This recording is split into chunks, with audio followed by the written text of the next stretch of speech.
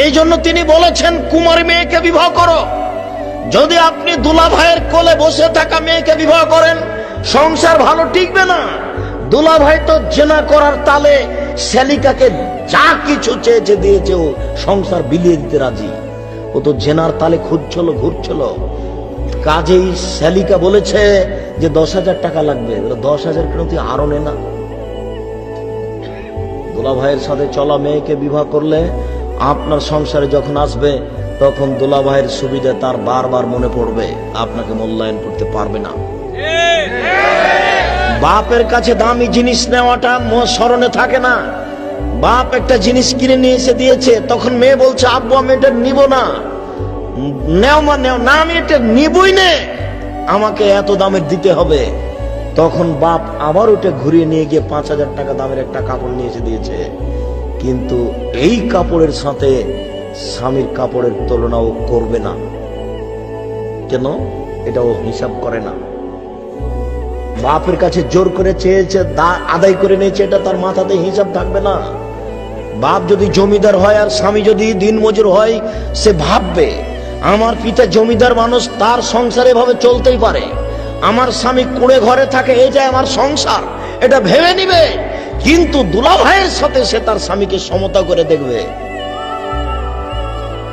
বন্ধুর সাথে চলা মেয়েকে যদি আপনি বিবাহ করেন, তাহলে সে বন্ধুকে আর আপনাকে সমতা করে দেখবে, তখন সংসার টিকবে না।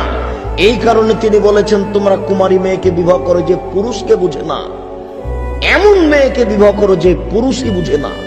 10 টাকার কাপড়ও যা, 10,000 টাকা কাপড়ও তাই, মনে করে যে পুরুষ এরকমই দেয়। বাপ কোটি টাকা দিয়ে কাপড় কিনেছে, এটা বাপের টাকা কেউ হিসাব করতে পারবে না, এটা করেই না, ওটা তার মাথাতেই থাকবে না। এমনি কান্নাকাটি করে জোর করে বাপের কাছ থেকে একটা আদায় করে নিয়েছে। সম্মানিত উপস্থিতি, 2 নম্বরে তিনি বললেন আন্তাকা আরহামান, বেশি বেশি বাচ্চা দিতে পারে কুমারী মেয়ে। আপনি তালাক প্রাপ্ত মেয়েকে বিবাহ করেছেন, আগের স্বামীর মাধ্যমে 3টে বাচ্চা হয়েছে, তার পেটে বাচ্চা ছিল মাত্র 6টা, এখন কয়টা হবে? আর 3টে।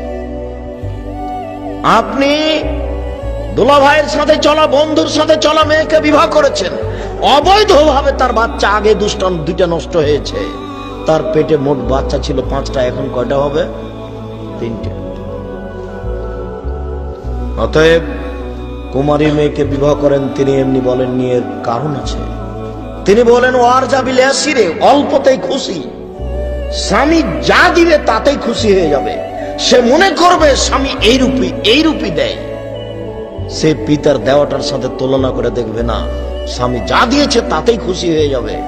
অতএব বন্ধুর সাথে চলা মেয়েকে যদি বিবাহ করেন, দুলা ভাইয়ের সাথে চলা মেয়েকে যদি বিবাহ করেন, সংসার কন্ট্রোল হবে না।